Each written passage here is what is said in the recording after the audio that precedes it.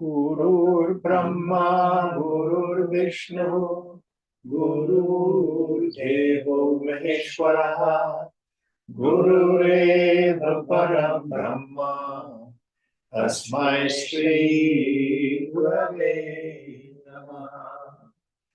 Chinmayam Vyapyat Sarvam Trailokyam Sacharacharam Tatpadam Darshitam Yena Tasmai Shri Gurave Namaha. Tvameva Mata cha Pita Tvameva Tvameva Bandhuscha Sakha Tvameva Tvameva Vedya Dravidam Tvameva Tvameva Sarvam Mama Deva Deva Tvameva Sarvam Mama Deva Deva.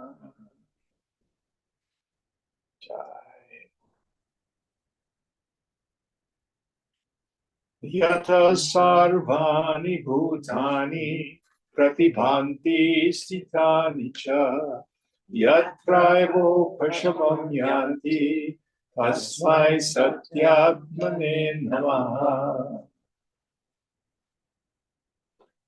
So, Kitty, that first chant is 3 verses from a hymn called Hymn to the Guru, Guru Stotram.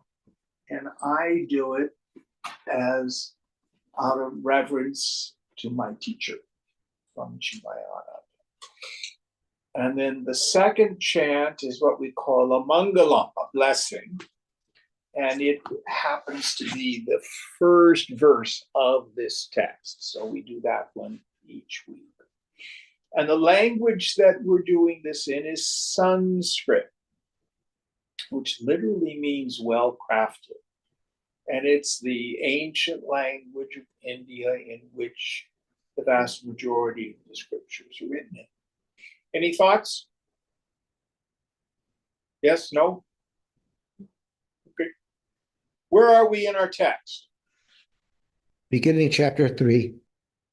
All right.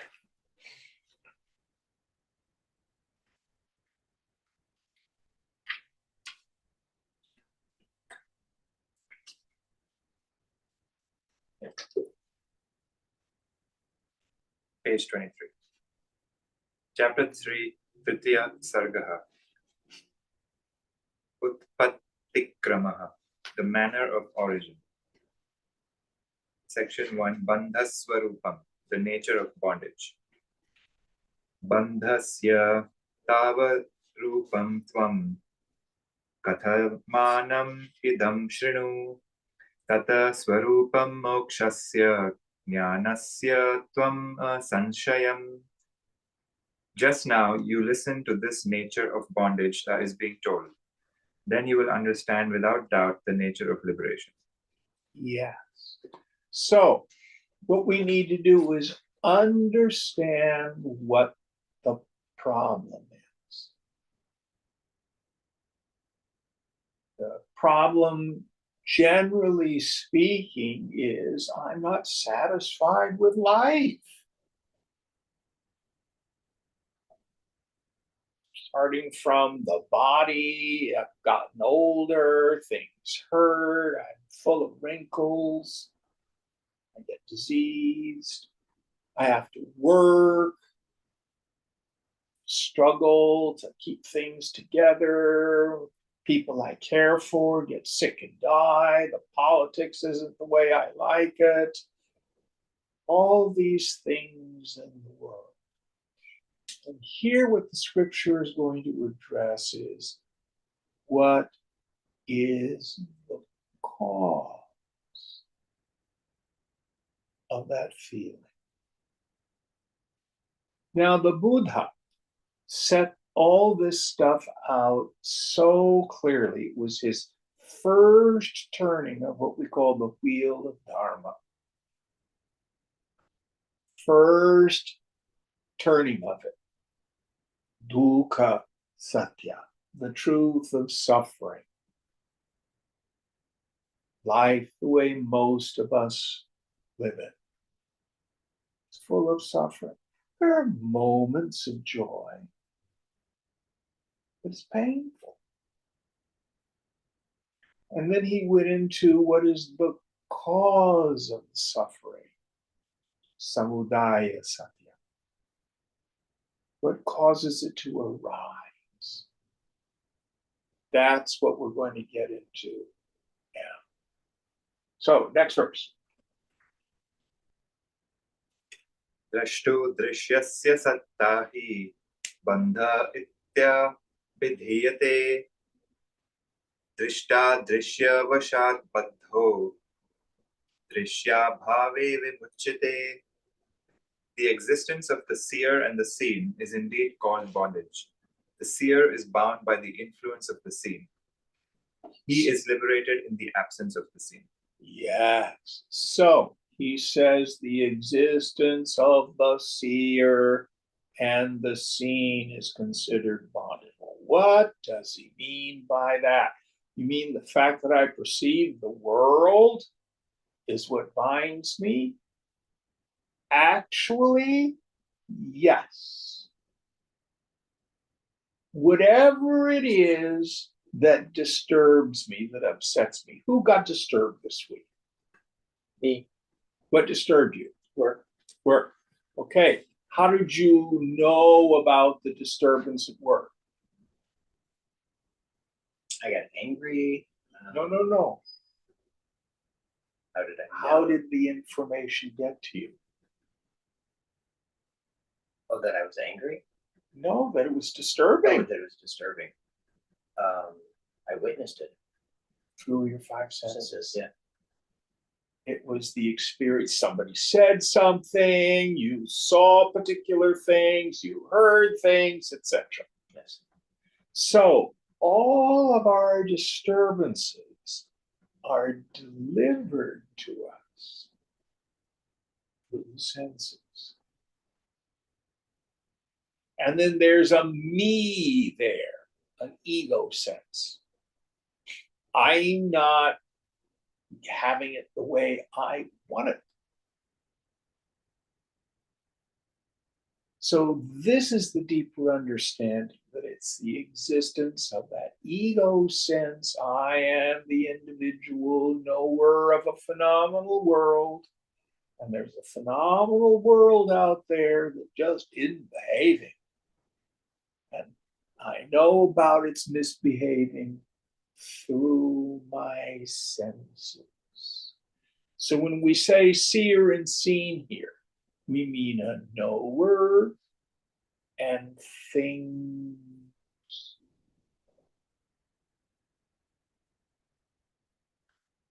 And he goes on to say that's essentially the essence of my bondage. Now, actually, that perception, and Kitty, I'm going to have to step forward into more advanced stuff because these guys are here. The real truth is here. So if it seems like wah, wah, just put it on the shelf. We can talk about it later. So the precondition to this is avidya. It's ignorance. What am I ignorant of? That my essential nature is Brahman. And that the world itself comes about like a dream. Seen. But mithya illusory. Like a hologram. But in the state of ignorance, I think I'm a person. I think the phenomenal world is concrete, separate from me, with inherent joy-giving and misery-producing qualities. Then what do I want to do? Take a baseball bat to the world. Make it behave. That's my suffering.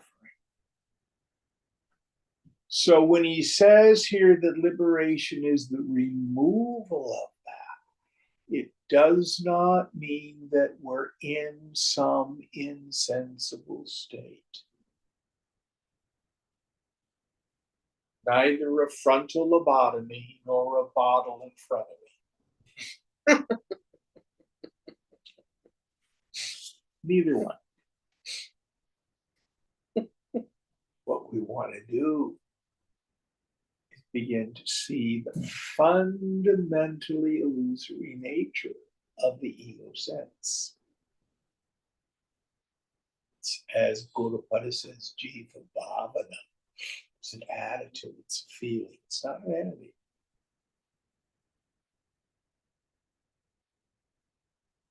And Brahma Satyam Jagan Mithya. Brahman alone is real. The phenomenal world is like a whole. So this is what is meant by the disappearance of the seer and the seen.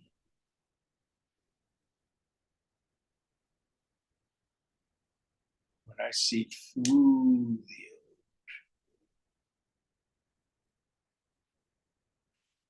I should have warned you, Kitty, this is a really advanced text. So I'm glad you're here, but I'm just not going to dumb it down. No, that's fine. All right, next verse.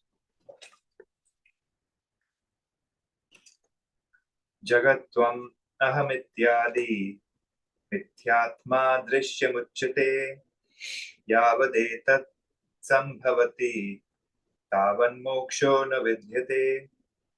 The world, you, me, and the like, constituting false nature, is called the seen. As long as this exists, liberation does not happen. So the word he used here was mithya. Mithya literally means a lie, an illusion. So what is this world? In yoga, we don't say that the world is created. The world is imagined.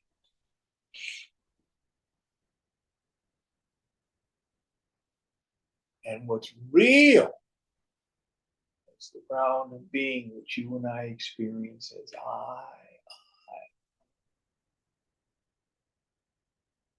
And that's never really done.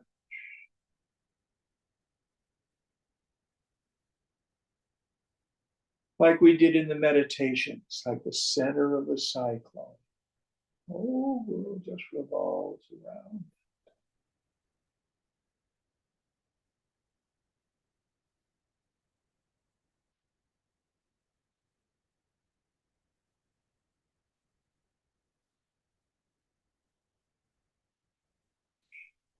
Good example, we have PG-13 movies.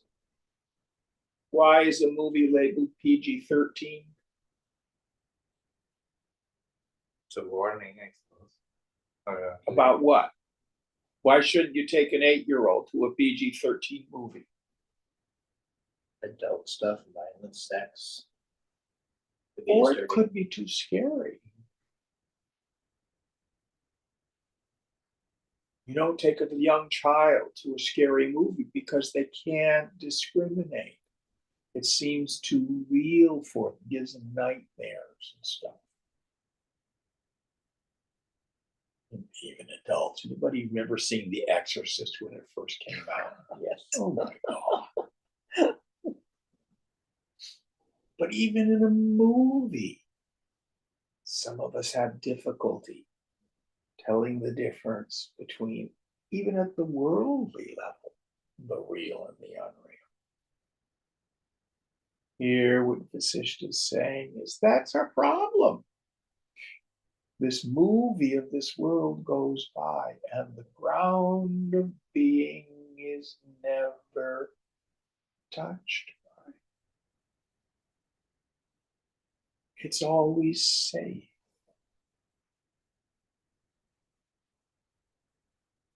Now, what's the practice implied?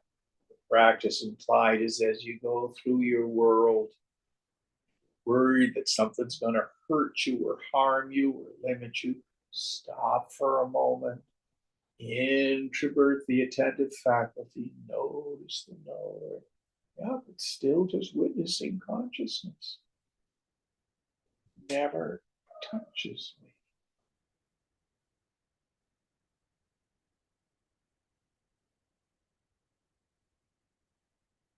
Always completely safe.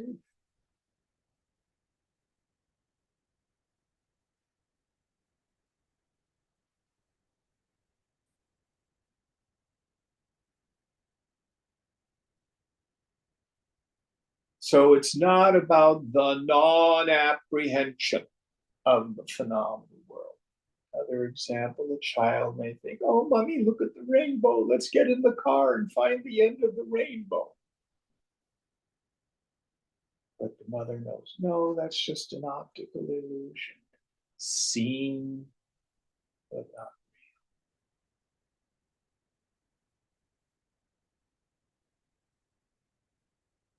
All this is like a dream.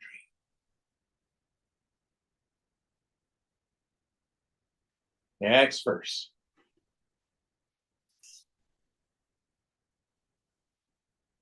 Yadidam drishyate sarvam jagat sthavara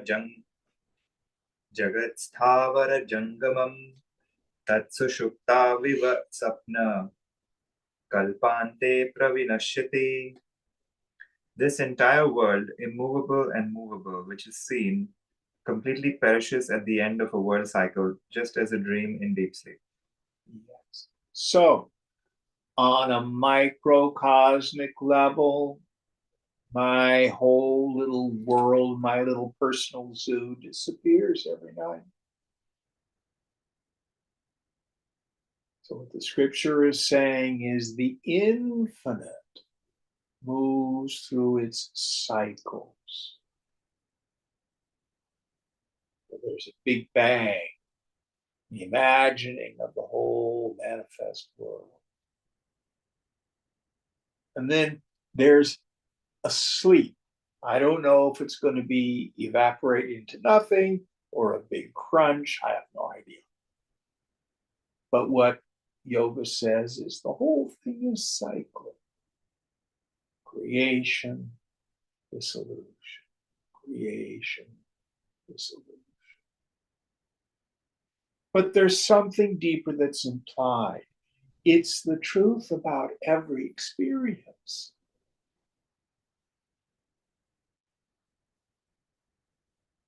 Everything in this world has prior non-existence. It comes into existence, as it were. And it goes out of existence. Subsequent non-existence.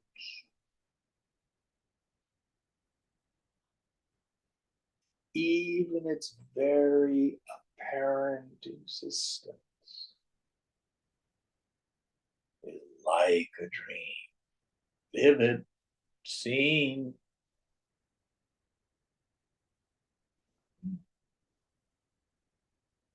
Just like you, the waker, are never touched by the vicissitudes of the dream. You, the self in you, is birthless and changeless and deathless. So is everybody else's. What about these kids in Gaza that are getting bombed? It's so horrible. It's a tragedy. Well, on one level, of course it is. But I tell you, the self of those children is untouched by it all.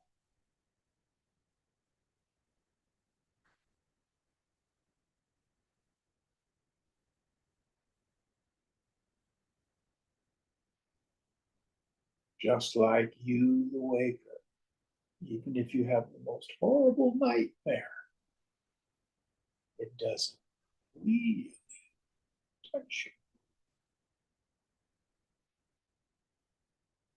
Now, we don't talk about this with people in ignorance. It's disrespectful. We meet people where they are. But it's not just that the self in you is birthless, changeless, and deathless. It's the self everywhere is birthless, changeless, and deathless.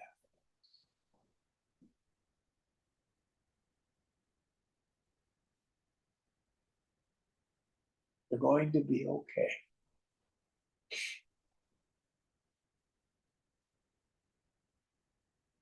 Next verse.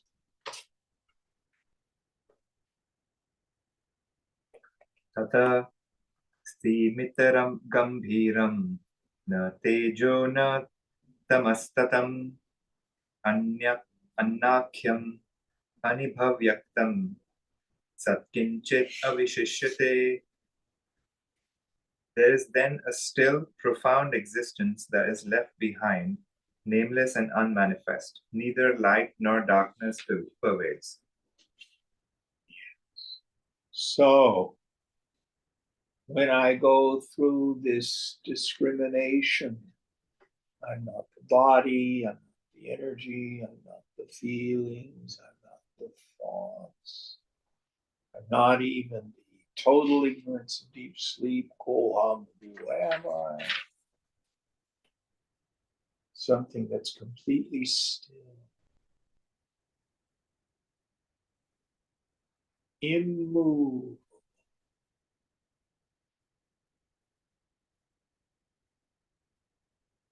This process didn't create it, we didn't attain it, we didn't become it.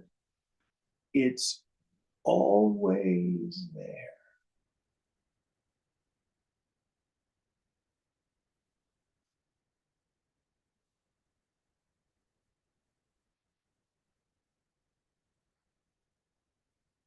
So, for example, years ago when I used to live in San Francisco, the fog would come in. And I used to love to watch it come in over Twin Peaks, over the big tower. Anybody remember seeing that? Oh, yeah. So you couldn't see Twin Peaks, anything like that was up there. But then when the fog cleared in the morning, the fog would melt away. See the towers up Twin Peaks. The melting away of the fog didn't create the towers. Towers were always there. That's where the flag saucers were. So also, the stilling of the mind does not create self. You don't attain it. You don't achieve it. It's always there. Whenever not you. But it's veiled from the mind's apprehension because of the noise of our likes and dislikes, our attachments and our identifications. The seen and the seer, the individual. So when we withdraw from that, meaning viveka vairagya cha, firm conviction in the intellect that Brahman, yourself alone, is real. The phenomenal world is mithya, illusion. It's termed discrimination between the real and the unreal. And vairagya, that desire to give up attachment to all experiences gained through the senses. Doesn't mean to give up all experiences gained through the senses. You cannot get freedom by running away from the world. Let go of our attachments. And giving up identification with any personal sense of self.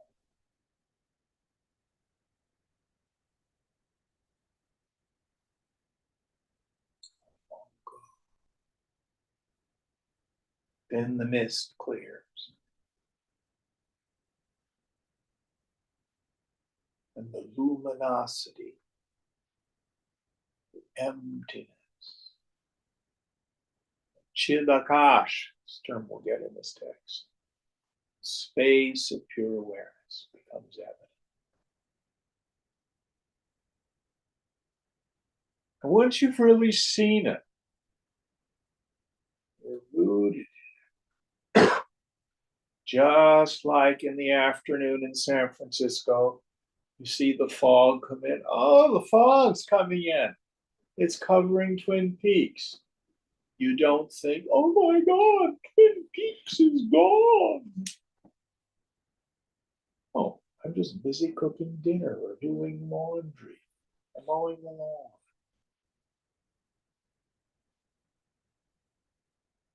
You're not paying attention to it, but it's still there.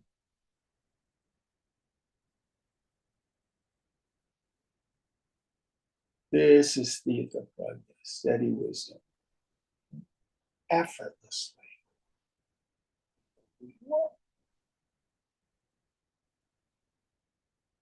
Any thoughts? Next verse.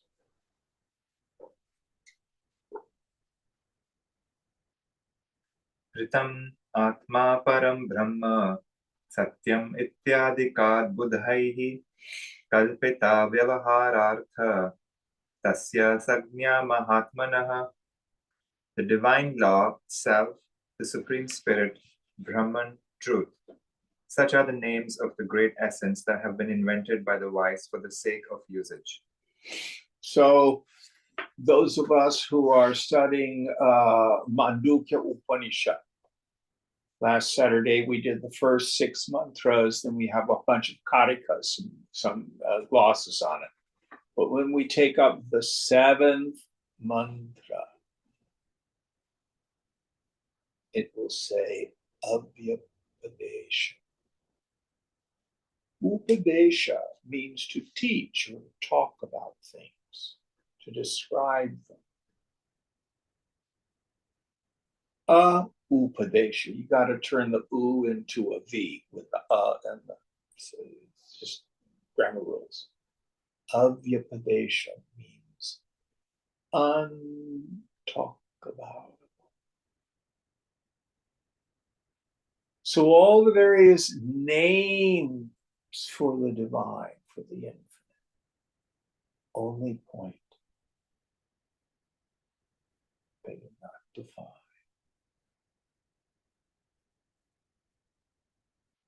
That's what we can do. But it is not unknown. Not known by the mind. It is self-evident. It's your very self.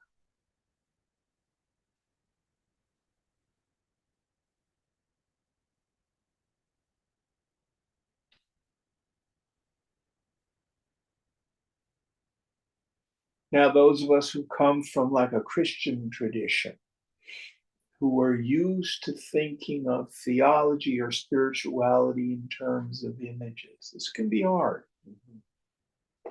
Oh, Jim, is it like an ocean? You know, oh, Jim, is it like this? Is it like that? Oh, I kind of see a vision that it's like this. It looks like that. Does your mind do that sort of thing? Stop it.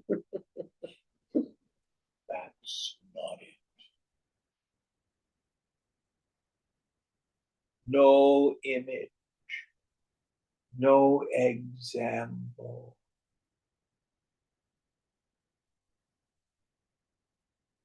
Can go there. Essentially, it's the mind trying to know the self. And for the mind to try to know the self is like trying to taste the color yellow. It's the wrong instrument. But yourself is not unknown. How do you know you are you? You don't see, hear, taste, touch, smell, emote, or think yourself. Descartes said, I think, therefore I am. Well, stop thinking and see if you disappear.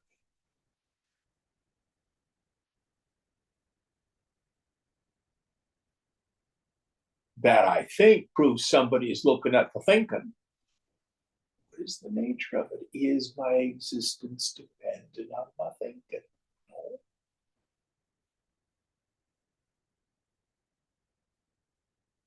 It's achintya. It's unthinkable.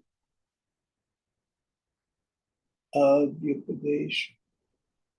Indescribable. Yet we have all these names.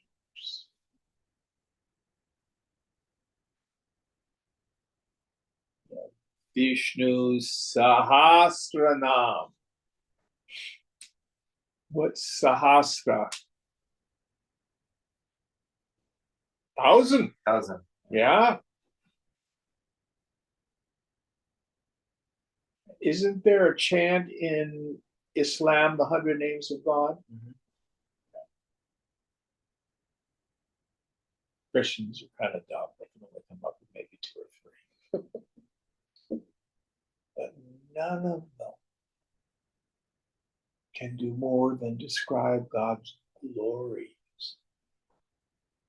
not the infinite itself.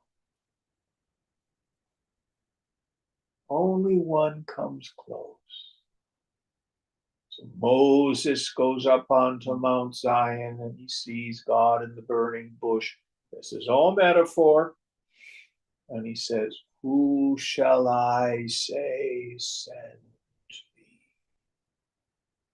God says, tell them I am that sent you. It's not a name like Ein's dog food. Find out who I is. Find out who God is.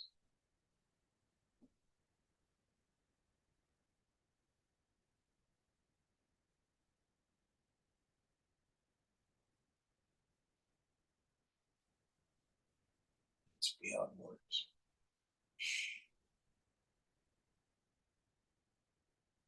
This is why talking spirituality on social media, or even to the point where the non-dualists will have non-dual data wars on Facebook. I think that's the funniest thing in the world. Tossing back ideas.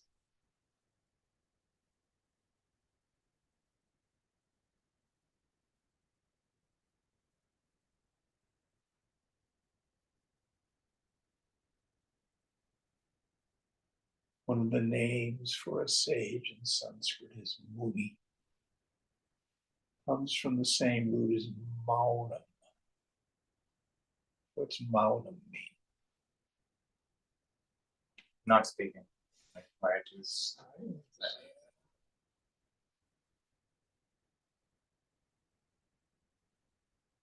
As the Master Jesus said, in a moment we take no form. In the space between your thoughts,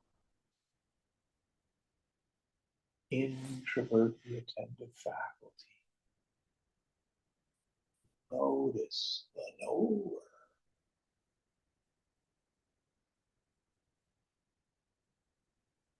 Nothing there. No thing.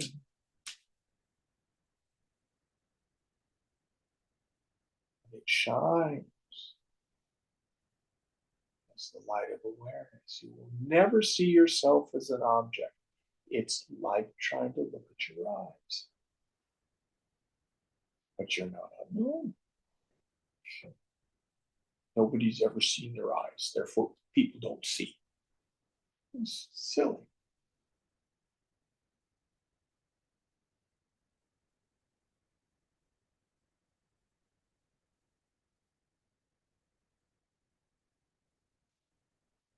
Now, that emptiness of eye is apparent in those moments of silence, but it doesn't disappear when the mind is active again. There's no you.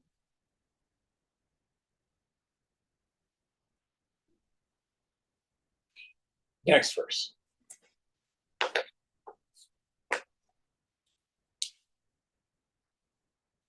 स तथा भूत एवात्मा स्वयमन्य इवोल्लसन् जीवताम् उपयातीव मननात् स्थूलतां गतः. That self, which so existed, appearing by itself as different, attains to the state of the individual soul, having become gross, as it were, by thinking. Yes. So what is it that makes it seem like that infinite consciousness is experienced by me as, and gross here means a denser vibration, as I'm a person, I'm my body. It says it's through thinking.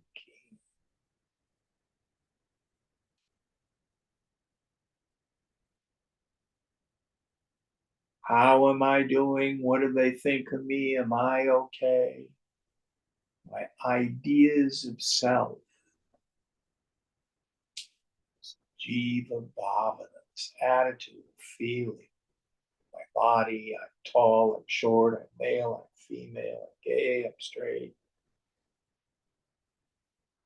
Indian, American, rich, poor, I'm smart, I'm stupid.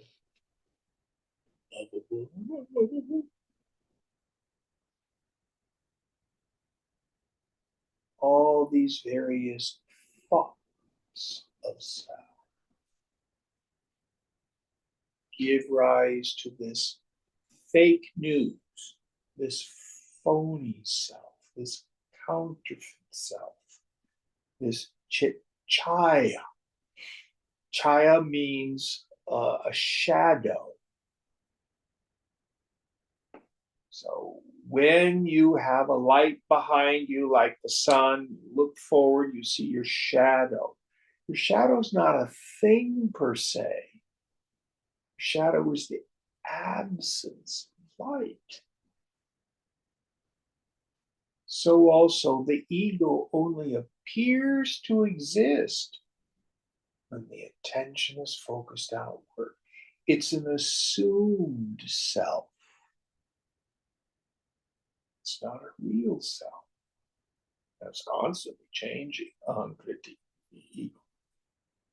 But if you start looking for that ego, who am I really? It falls. Like shining a light on a shadow.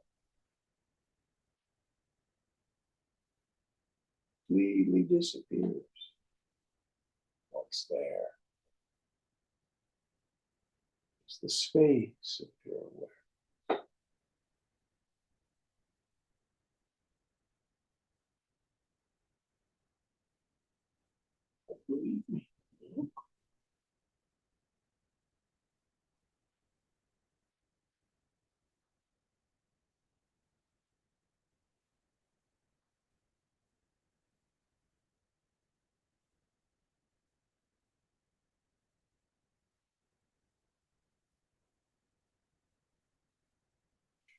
Now, when we talk about the thoughts of self creating the sense of ego, it's much more like hypnosis than it is just an opinion or a descriptor.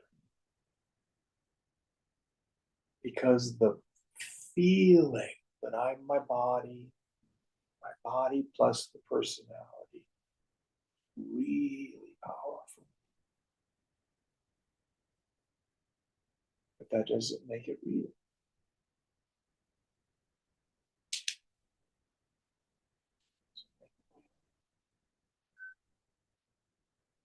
Next verse.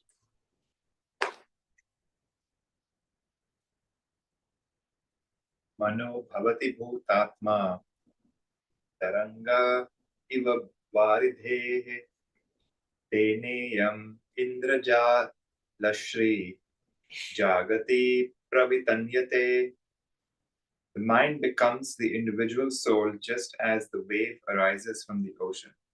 By that, this jugglery of worldly splendor is spread. So Indrajala is, he uses the word jugglery. When I think of a juggler, I think of throwing balls in the air. But an Indrajali or a Mayavi is an illusionist. So you got to think in India, if you're looking at the illusionist, he'll have his turban and he'll have his basket and go, and out comes the rope and it goes up. And then he climbs up the rope. He's gone. He comes down again, picks up his basket, collect money. But if you're behind him, he has his pipe and he goes, and nothing happens because you're not being hypnotized by him, which is what his trick is. So the idea here is this world appears so real to us. The ego sense appears so real to us because of the Mahamayavi, great, infinite caster of illusions, the Lord himself.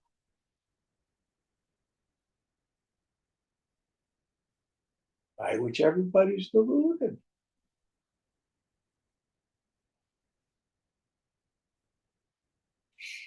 And that's what Maya is. Maya is the word we use to describe this experience that people are born into the world in the state of illusion and delusion. This, by the way, is the deeper meaning of original sin. And in the Eastern Orthodox tradition, original sin carries the connotations of illusion and delusion. It's not punishment because Adam and Eve ate an apple like it is in the West. One of these days I'll tell you where the doctrine of original sin came from. It's really quite funny.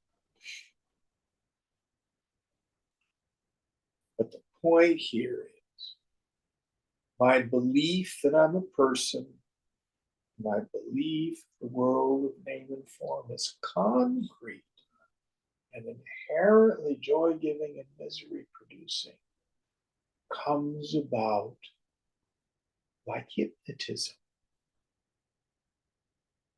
the jugglery of this world.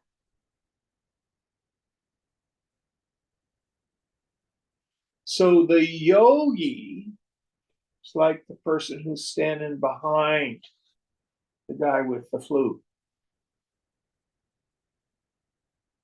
Not deluded, sees the world for what it is, sees the ego for what it is. included.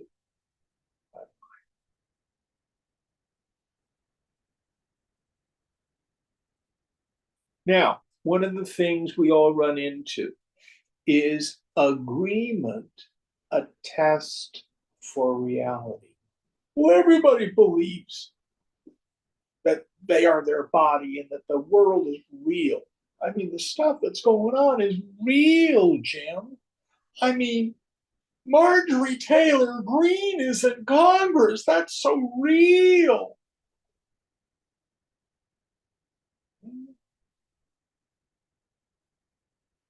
I like to say for hundreds and hundreds and hundreds of years, well-educated people in Europe were convinced the world was flat. You sailed west, you'd fall off the edge of the world. So did the fact that everybody believed it make it real? No.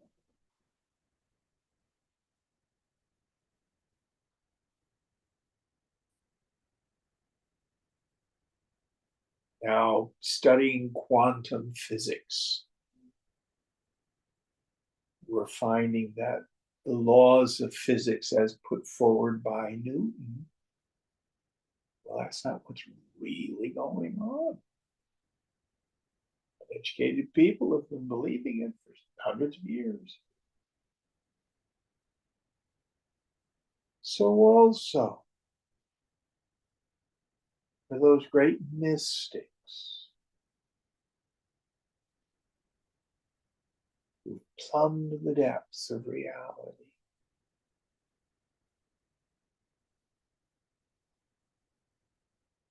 they've seen that this illusory self is not real. The concreteness of the world is not real. It's really here. Consciousness alone.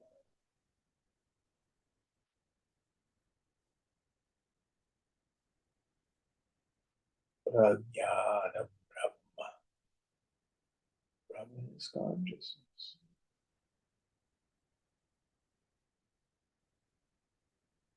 It's the only thing there is. Or you can say, Sarvam Kalvidam Brahma. All this is verily God.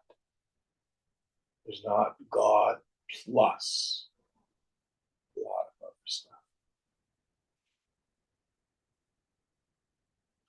Any thoughts?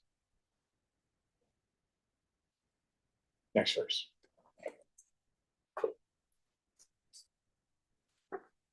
Avidya sansriti moho bandho mayamalam tamah iti namani tasyascha kalpitani bhavantihi. The names that have been coined for that jugglery of worldly existence are nescience, stream of worldly life, delusion, bondage, maya, the illusion by virtue of which one considers the unreal universe as really existent and as distinct from the Supreme Spirit, impurity and darkness. Yes. So it goes by many names. In the religious canon, the fall for Westerners, the work of Satan. But what yoga says, it's ultimately deep, deep non-apprehension of the real.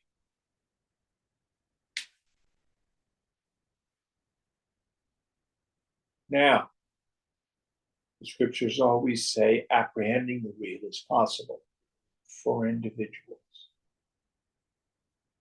Never going to be somebody coming down with a thunderbolt and say, bam, now you can all wake up. A lot of people think that's going to happen. Age of Aquarius, we're all going to get enlightened. I don't know. I think historically speaking, each one of us has to wake up for ourselves. too much about the society.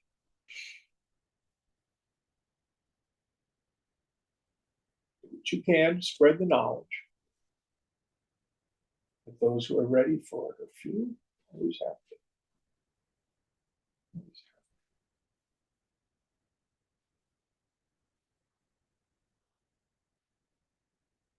to. Any thoughts? Next one. Yatha kataka shabdartha prithak vaho na kanchanat na hema katakat tadvat jagat shabdartha dhapare. Just as the meaning of the word bracelet does not deserve differentiation from gold, and similarly gold from bracelet, the signification of the word universe exists in the supreme reality. Yes. So what we have to look at in Vedanta, we talk about cause. And we want to know what is the material cause of the world. So the best way to approach this is to go to the dream state. I like to say you are the god of your dream. You reenact in the microcosm of the dream what's going on in the microcosm. So we say here in the waking state, you look at the table. What's the material cause of the table? Wood. But if I dream about a table, what's the material out of which the table is made? The fabric of my mind, appearing as a table. And in the dream, I think it's real. So what the scripture is saying is, actually, that table is made of consciousness, as is the individual person who's looking at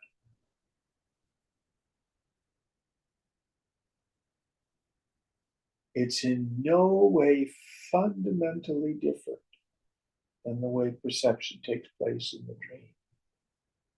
But the material cause of the universe is consciousness. Just like the gold bracelet is nothing but gold. We call it bracelet because of its name and form.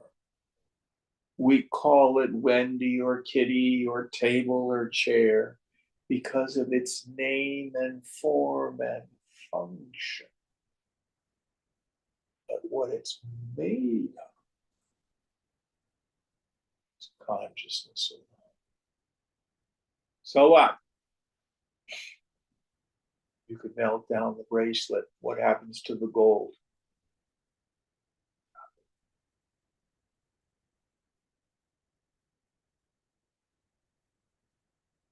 You can heat it up, make bangles out of it, a plate, nose ring, whatever you want.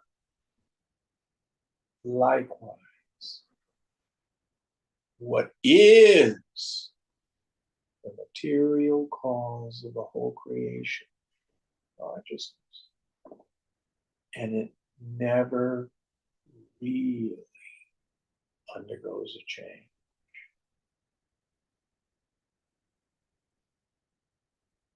Just like you, the dreamer, are not fundamentally different than the waker. You wake up from the dream and there you are in bed. Your mind created the dream. This is no different.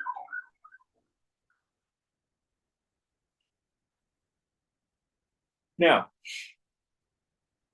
I like to use the modern example of a movie. Who's been to a movie lately? Where did you go see? I forgot. Someone else. Wicked. Wicked. Okay. So there's a wicked witch, and then who isn't so wicked? right, exactly. It's beautiful because you think she's wicked because you've been taught she's wicked. But then it's like, oh, wait a minute, she's propaganda. And did you feel joy and sorrow and all those sorts of feelings? Do you have a whole palette of feelings through the movie? Absolutely. But you leave the movie and nobody got crushed by a house. And you know at some level, whoever played the witch, after the movie was shot, they went back and took off their green makeup. So no matter what happened in the movie, at some level, you know, it's not real. But you still have the whole palette of feelings. So the yogi's not dead.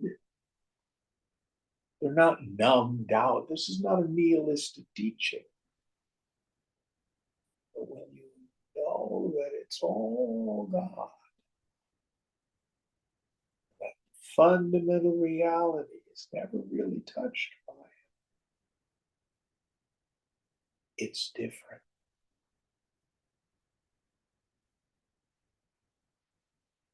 So the jnani, the woman of wisdom, is no longer shaken by the waves of sorrow.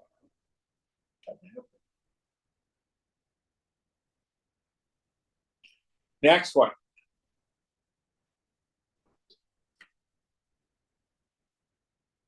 यथाङ्कुरोऽन्तबीजस्य संस्थितो देशकालतः तनोति भासुरं देहं तनोत्येवं हि दृश्यधीः.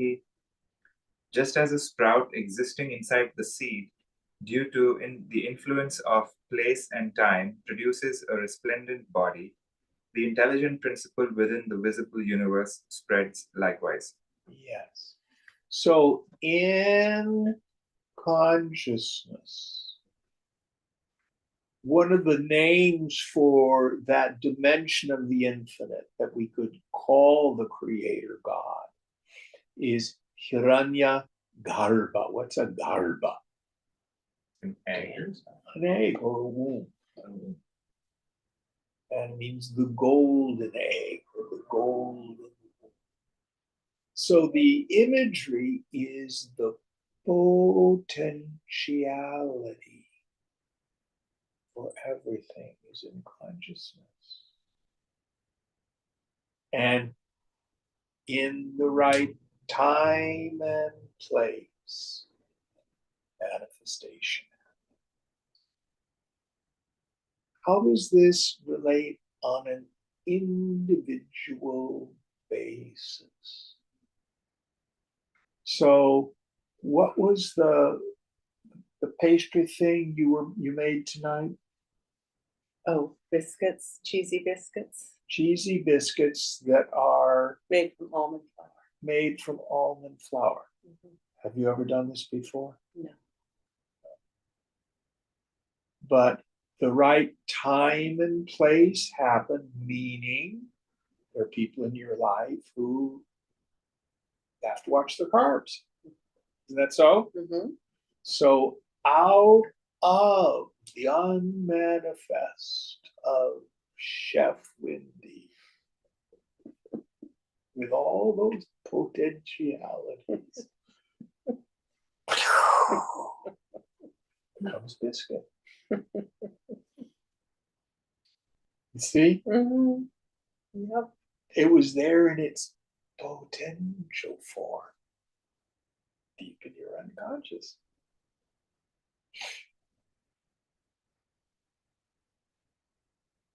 So you're a programmer. Have you ever literally invented lines of code to make something happen? Sure. Yeah, where'd they come from? Somewhere.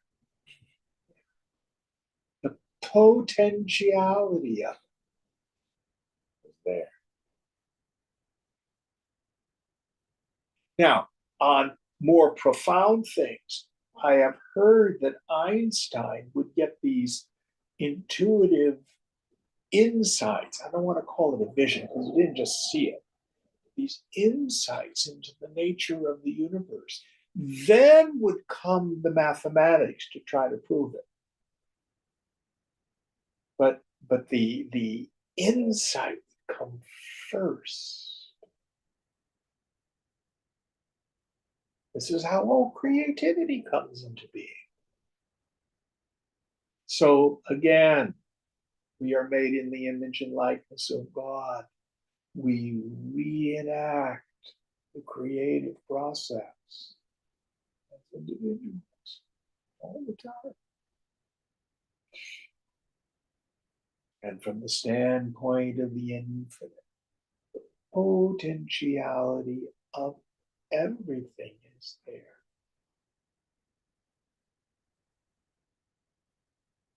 So 66 million years ago, the infinite decided to plop an asteroid, Chicxulub asteroid, plunges onto the Earth, and we have a mass extinction event. I have news for you. Everything is temporary.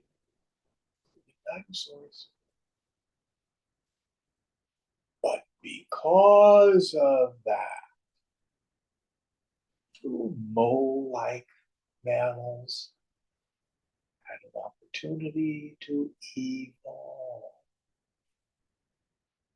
66 million years later, there's you and me. The potentiality of that is in the mind of the infinite.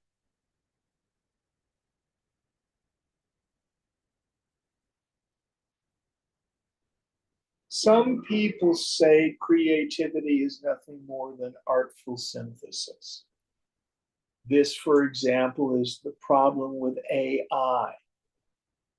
It can only take the known and rearrange it. But humans are not artificial.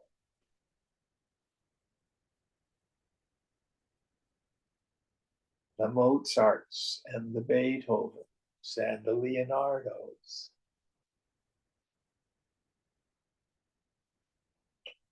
To bring out the potentiality. Stuff. It's new.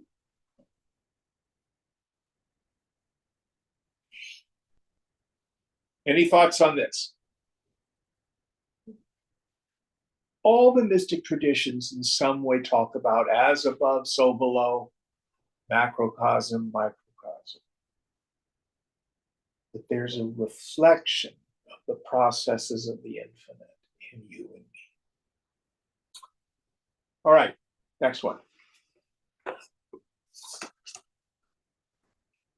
Section 2. Manomayam Jagat. The world consists of the mind. Oh, yes. Sarvesham eva dehau dvau bhutanam karanatmanat ajasya karana bhavat brahmanastu swayam bhuvah ativahika evasti deho nastyadhik bhautikah akashadeva yo jatah savyomaiva bhavit kila. There are two bodies for all beings, having a generative cause. However, for the self-existent and unborn Brahma, because of the absence of the generative cause, there is only the Ativahika, subtle spiritual body, and no Adi Bhautika, physical body. He who was born from space, the plenum of supreme consciousness, can indeed be only the spiritual sky. So what it means is we have actually, probably the clearest model is three bodies, not two. They take the first two and lump them together. So I like the paradigm where we have a causal body, which is all the potentiality, for those of us who studied before, our bundle of vasanas. This sprouts as the sukshma Sharira. The first is called Karana Sharira, causal body. Sukshma Sharira, the subtle body. This is what we experience in the dream state. If you've seen a ghost, that's what you've seen is a subtle body. If someone astrally projects, that's what projects. Their subtle body, their sukshma sharira. This mental body then becomes grossified, meaning vibrational, it just slows down. And that becomes the physical body. Now, there's a lot of stuff implied here. So in the West, we tend to have a body-mind split, the Cartesian split. My mind is different than my body. I can't tell you how much of a challenge it is for me to work with someone who comes and says, well, fear is in my body. Fear isn't in my mind. And yoga said, no, there's no difference. The body is a grossified form of the mind. The mind is the subtle form of the body. This is why when we look at these two schools of healing, do we do behavior modification? Do we act our way into right thinking? Or what the metaphysicians say, do we think our way into right acting? Yoga says yes. Both are true. Because the body is a gross form of the mind. The mind is a gross form of the body. Anybody here had any deep tissue work like Rolfing? Mhm. Yeah. When they worked on something and they found some knot, Mhm. were they hurting you? No, It hurt. it hurt, but no, they're Where was their pain? my mind. In the body? Yeah, no. And they go, and all of a sudden, all this emotion comes out. Yeah. Isn't that what happened? Yeah. Mhm. Because the trauma or the stuckness was in the mind and it showed up in the body. They're not different. They're not different. So working on both, it's just fine. It's just fine. Now, what they're saying here is the creator dimension of the infinite only has a subtle body. So it only has a causal body. Meaning the idea that God is like the form of Lord Shiva or Krishna or the Buddha or Jesus. No. God is spirit. God is consciousness. Now, the clearest example, all of us are old enough, maybe not you, to remember this stuff. But the best example of it all is what Ramana Maharshi said. The self consciousness is like the lamp in a movie projector. The mind is like the film. My life is like the image on the screen. What's the relationship between the images on the film and what shows up on the screen?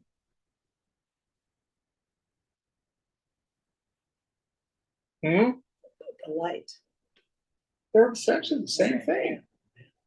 Grosser form, maybe. Grossified form, yeah. So if you change the images on the film, what happens on the screen? Changes. This is why paying attention to the content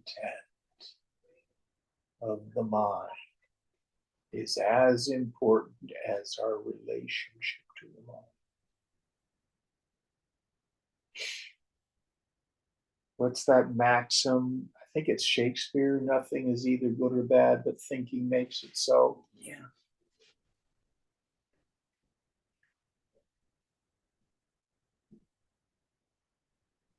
Well, isn't physical pain bad? You just haven't been south of Market.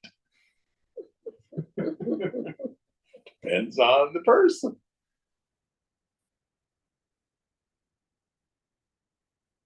And there's a whole dimension of practice called Tantra, which is involved in the wielding of energy. And it is rooted in the idea. Phenomenal world is just vibration held together by thought. And it's far more plastic than thinking.